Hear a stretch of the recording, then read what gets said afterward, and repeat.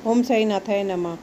आज हम श्री साई सच्चरित के अध्याय 26 का श्रवण करेंगे। भक्त पंत हरिश्चंद्र पितले और गोपाल अंबेडकर की कथा है। इस सृष्टि में स्थूल, सूक्ष्म, चेतन और जड़ आदि जो कुछ दृश्यगोचर हो रहा है वह सब एक भ्रम है, और इसी एक अद्वितीय वस्तु भ्रम को ही हम भिन्न भिन्न नामों से संबोधित करते हैं तथा भिन्न भिन्न दृष्टियों से देखते हैं। जिस प्रकार अंधेरे में पकड़ी हुई रस्सी एक हार को हम भ्रमवश सब समझ लेते हैं, उसी प्रकार हम समस्त पदार्थों के केवल भ्रम स्वरूप को ही देखते हैं, ना कि उनके सत्य स्वरूप को। एकमात्र सद्गुरु ही हमारी दृष्टि से माया का आवरण दूर कर हमें वस्तुओं के सत्य स्वरूप का यथार्थ में दर्शन करा देने में समर्थ है। इसलिए आओ हम श्री सद्गुरु साई महाराज की उपासना कर उनसे सत्य का दर्शन कराने की प्रार्थना करें, जो कि ईश्वर के अतिरिक्त और कुछ भी नहीं है। आंतरिक पूजन। श्री हेमाडपंत उपासना की एक सर्वथा नवीन पद्धति बताते हुए कहते हैं कि सद्गुरु के पाद प्रक्षालन के निमित्त आनंद अक्षु के उष्ण जल का प्रयोग करो, उनमें सत्य प्रेम रूपी चंदन का लेप लगाकर दृढ़ विश्वास रूपी वस्त्र पहनाओ तथा अष्ट सात्विक भागों के स्थान पर कोमल और एकाग्री चित्त रूपी फल उन्हें अर्पित करो। भाव रूपी हुक्का उनके ही श्री मस्तक पर लगा भक्ति की कंचनी बांध अपना मस्तक उनके चरणों में रखो। इस प्रकार श्री साई को समस्त आभूषण से विभूषित कर उन्हें अपना सर्वस्व निछावर कर दो। उष्णा दूर करने के लिए भाव की सदा चमर डुलाओ। इस प्रकार आनंददायक पूजन कर उनसे प्रार्थना करो, हे प्रभु साई हमारी प्रवृत्ति अंतर्मुखी बना दो, सत्य और असत्य का विवेक दो तथा संसारिक पदार्थों से आसक्ति दूर कर हमें आत्मभूति प्रदान करो। हम अपनी काया और प्राण आपके ही श्री चरणों में अर्पित करते हैं। हे प्रभु साई मेरे नेत्रों को तुम अपने नेत्र बना डालो ताकि हमें सुख और दुख का अनुभव भी ना हो। हे साई मेरे शरीर और मन को तुम अपनी इच्छा अनुसार चलने दो तथा मेरे चंचल मन को अपने चरणों की शीतल छाया में विश्राम करने दो। भक्त पंत। एक समय एक भक्त जिनका नाम पंत था और जो एक अन्य सद्गुरु के शिष्य थे, उन्हें शिरडी पधारने का सौभाग्य प्राप्त हुआ। उनकी शिरडी आने की इच्छा तो ना थी, परंतु मेरे मन कछु और विधि न के कुछ और वाली कहावत चरितार्थ हुई। वह रेल द्वारा यात्रा कर रहे थे, जहां उन्हें बहुत से मित्र व संबंधियों से अचानक भेंट हो गई, जो कि शिरडी यात्रा को जा रहे थे। उन लोगों ने उनसे शिरडी तक साथ साथ चलने का प्रस्ताव किया। पंत यह प्रस्ताव अस्वीकार न कर सके, तब वह सब लोग बम्बई में उतरे और इसी बीच पंत विरार में उतर अपने सद्गुरु से शिरडी प्रस्थान करने की अनुमति लेकर तथा आवश्यक खर्च आदि का प्रबंध कर सब लोगों के साथ रवाना हो गए। वह प्रातःकाल वहां पहुंच गए और लगभग 11 बजे मस्जिद को गए। वहां पूजनार्थ भक्तों का एकत्रित समुदाय देख सबको अति प्रसन्नता हुई, परंतु पंत को अचानक ही मूर्छा आ गई और वे बेसुध होकर वहीं गिर पड़े। तब सब लोग भयभीत होकर उन्हें स्वस्थ करने के स्वस्थ उपचार करने लगे। बाबा की कृपा और मस्तक पर जल के छींटे दे देने से वे स्वस्थ होकर ऐसे उठ बैठे जैसे कि कोई नींद से जागा हो। त्रिकालज्ञ बाबा ने यह सब जानकर कि यह अन्य गुरु का शिष्य है, उन्हें अभय दान देकर उनके गुरु में ही उनके विश्वास को दृढ़ करते हुए कहा कि कैसे भी आओ, परंतु भूलो नहीं, अपने इस स्तंभ को दृढ़तापूर्वक पकड़कर सदैव स्थिर हो उनसे अभिन्नता प्राप्त करो। परंतु तुरंत इन शब्दों का आशय समझ गए और उसी समय अपने सद्गुरु की स्मृति हो आई। उन्हें बाबा के इस अनुग्रह का जीवन भर स्मृति बनी रही। हरिश्चंद्र पितले। बम्बई में एक श्री हरिश्चंद्र पितले नामक ग्रस्त थे। उनका पुत्र मृगी रोग से पीड़ित था। उन्हें अनेक प्रकार की देशी और विदेशी चिकित्साएं कराई, परंतु कोई लाभ न हुआ। अब केवल यही उपाय शेष रह गया था, किसी संत के चरण कमलों की शरण ली जाए। 15वें अध्याय में बताया जा चुका है कि श्री दासगणु के सुमधुर कीर्तन से साईं बाबा की कीर्ति बम्बई में अधिक फैल चुकी थी। पितले ने भी सन 1910 में उनका कीर्तन सुना। उन्हें ज्ञात हुआ कि श्री साईं बाबा के केवल कर स्पर्श तथा दृष्टि मात्र से ही असाध्य रोग समूल नष्ट हो जाते हैं। तब उन्हें मन में भी श्री साईं बाबा के प्रिय दर्शन की इच्छा जागृत हुई।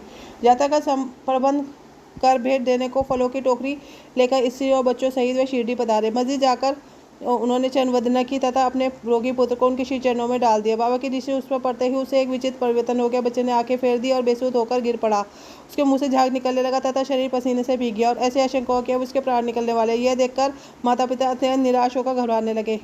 बच्चे को बहुत थोड़ी मूर्छा तो अवश्य आ जाया करती थी, परंतु यह मूर्छा दीर्घकाल तक रही। माता की आंखों से आंसू की धारा बह रही थी और वह दुख ग्रसित हो आर्तनाद करने लगी। मैं ऐसी स्थिति में हूँ जैसे कि एक व्यक्ति चोरों के डर से भागकर किसी घर में प्रविष्ट हो जाए और वह घर भी उसके ऊपर गिर पड़े।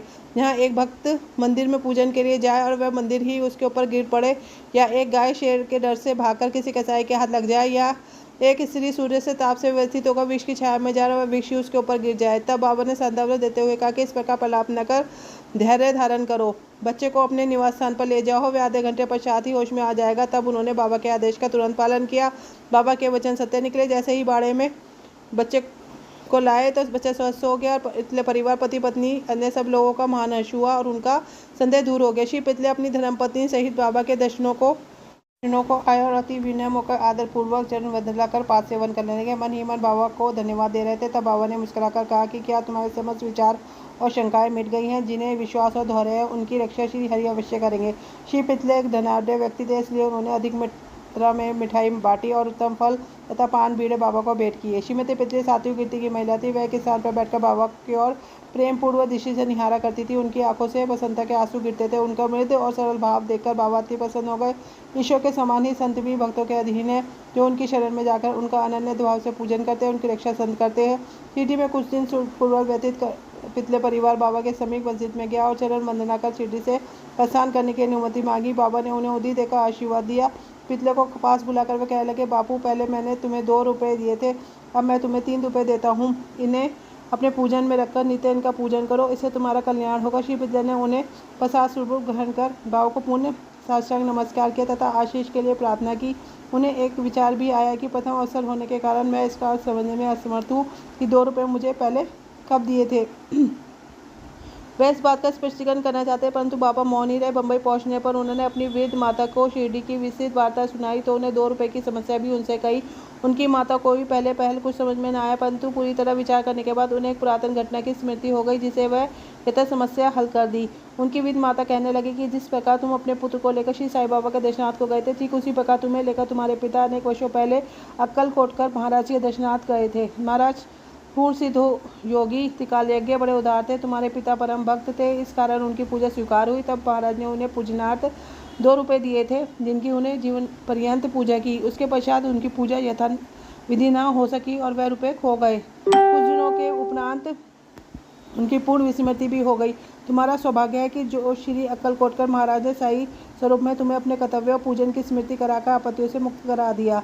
अब भविष्य में जागरूक होकर समस्त शंकाएं सोच विचार छोड़कर अपने पूर्वजों को स्मरण कर, रिवाजों का अनुसरण कर, उत्तम प्रकार का आचरण अपनाओ। अपने कुल देव तथा हिंदू की पूजा कर उनके यथार्थ स्वरूप को समझो और संतों का आशीर्वाद ग्रहण करने में गर्व मानो। श्री साई समर्थ ने दया कर तुम्हारे हृदय में भक्ति का बीज रोपण किया है और अब तुम्हारे कर्तव्य के तुम उसकी विधि करो। माता के मधुर वचनावत का पान कर श्री पितले को अत्यंत हर्ष हुआ।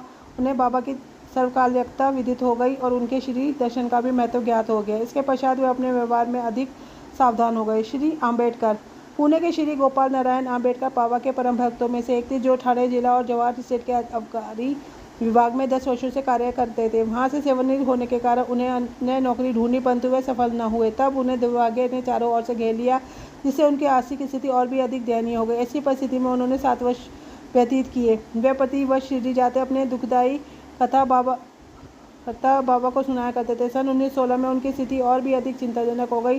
तब उन्होंने शिरडी जाकर आत्महत्या करने की ठानी। इसलिए वे अपनी पत्नी को साथ लेकर शिरडी आए। वहाँ 2 मास तक ठहरे। एक रात्रि को दीक्षित वाले के समान एक बैलगाड़ी पर बैठे बैठे उन्हें कुएं में गिरकर प्राणात करने और साथ ही बाबा से उनकी रक्षा करने का निश्चय किया।